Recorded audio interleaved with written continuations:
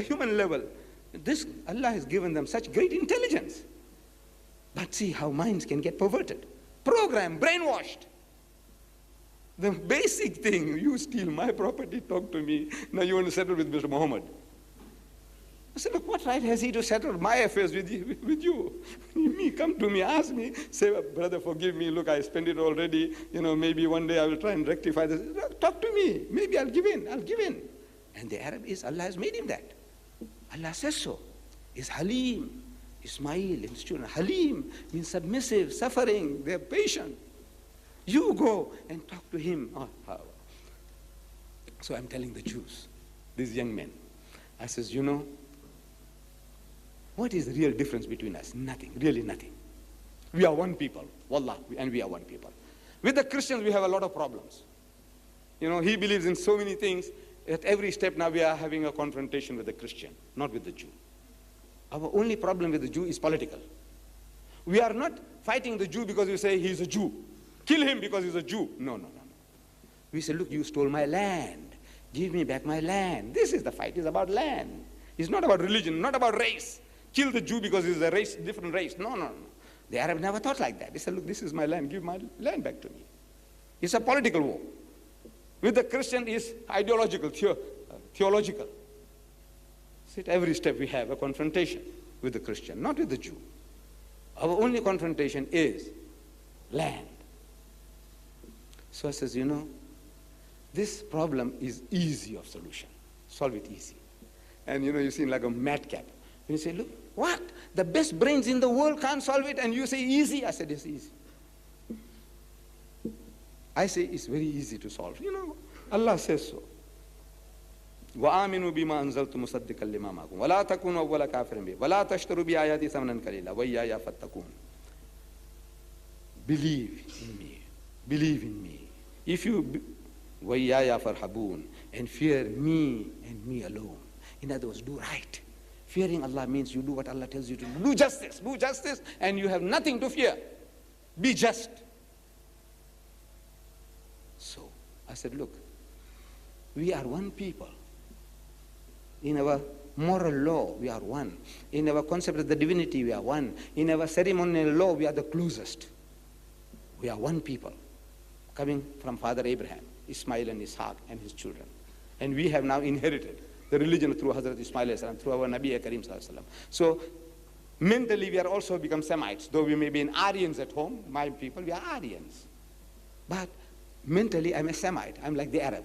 We Muslims are all one, thinking alike. When a Muslim gets hurt in the Middle East, it's hurting us all. What for? We are not Arabs. But no, it hurts us because they are my people. They are my brothers. Anything happens to a Muslim in China, it hurts us. They are my brothers. It's hurting us. In India, same thing. My brothers, it's hurting us. Racial barriers are gone. So I said, we must become one people. There's really no difference. The only difference is the label. You got a wrong label on. See? The label, change the label. You say you are a Jew. Yes, become Muslim, because we are believing in the same things. I says, the Arab world is sick. The world is sick, the Arab world. It's a sick body. Then it needs a new heart.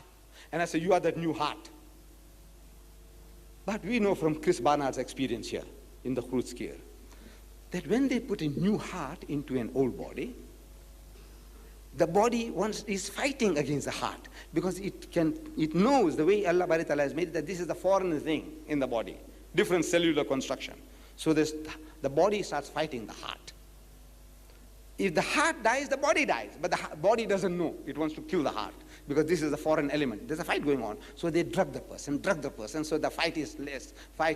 Allow the body to get acclimatized with that new heart. This is the system that they work on. The body of the Arab world is sick.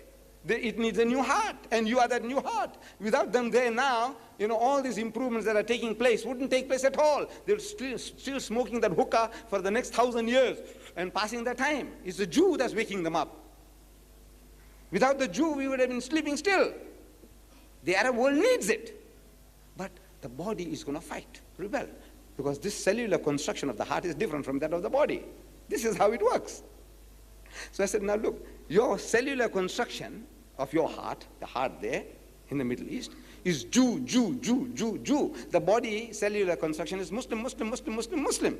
So you change this cellular construction to Muslim and the heart will accept. I mean, the body will accept.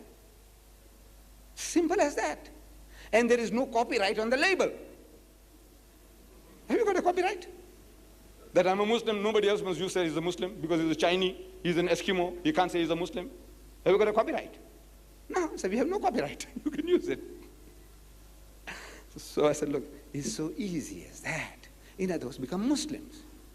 We are one people, we think alike, become Muslims. Problem is solved. So at question time, oh, the young men Jews, you know, I enjoy talking to them. Wallah, I enjoy. The Jewish audiences I enjoy most. You know, they give you a good fight. And I like a good fight. But they are fair. You know, the student, he is coming out head on. But when he's defeated, he acknowledges defeat. That's the greatness. So he must acknowledge that he's beaten. So at question time, one fellow stands up. These are all mostly medical students. They said, why don't you change your label? I said, change your label to solve the problem. I says, you know, you have beaten my brother once. You've beaten them twice. You've beaten them thrice. And I said, you can beat them 30 times. But you haven't solved the problem. You'll never be able to solve the problem. Because at the moment is a problem of technology. Technologically, you are superior to my brethren. Physically, the Arab soldier is a better specimen of manhood than the average Jew. He's a better man, physically. But he's getting beaten. Because technologically, that guy has got better education. You see, the average Arab soldier may be a standard 6 guy. The average Jewish soldier is a matriculant. So he can follow instructions far better, more effectively than the Arab. That's why they're getting beaten. Technologically, the armaments. They can use better armaments. They got better armaments, better supplies. With the others, the Russia won't supply us, but America is giving them to the Jews. The most sophisticated weapons of attack and defense. That Russia, stealing all our money, he's only giving you defensive weapons. You just sit back and get, you just protect yourself, and there too you're getting a hiding. So I said, look, it's a battle of technology. And technology is not a closed shop. A time will come when the Arab also will catch up with you. And a time will come when the American will let you down. When that happens, I say, it's done for you. Before that happens, why don't you come to terms with your brother and your cousins? And the guy will let you down. During that 1967 war, 67, or the 73 war, 73 war, you know, when the Arabs closed the pipelines. So there was newspaper items in America. It says, save fuel, burn Nixon. Burn Nixon, you know, the guy was president. So burn him, save fuels, burn that fellow. This American nation, look, I says, they let the Vietnamese down. They lost 50,000 men, Americans, that died in Vietnam. But eventually they threw in the towel. Look, the same fellow now, what he did now. In Beirut, he was there with his navy there, and he's shooting 35 miles away, hitting at those people in the mountains, the Muslims. This American fellow, big bully, shooting from 35 miles, his cannons. Nobody can come anywhere near to shoot at his boat. 35 miles away he's shooting. And he's barricaded himself, militarized himself. One Muslim did the job, one man. You know that one man did the job. He changed the whole American Navy, one man. The whole of the British force, whole of the French force, whole of the Italian force. One man did the job. Do you know that? Not the whole 100 million Arabs, one man did it.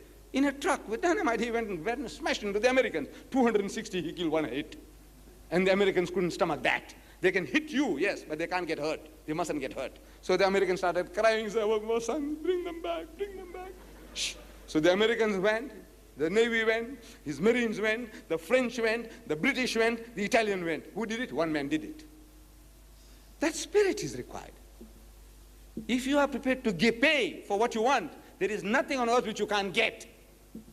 This is the law of Allah. You give what you supposed to pay for what you want, and you can get it. One man can change the whole. This atom bomb is nothing. What is atom bomb against the mind of man? Where is the atom bomb? Where is the atomic plants? No, you can destroy it. They're barricading the White House now in Washington. Do you know that? It's this mentality they're barricading against. Is look, shh, these guys are too dangerous now. They know now how to hit. So I said, look, Let's come to terms. You beat my brothers 3 times. You beat them 30 times, but you haven't solved the problem.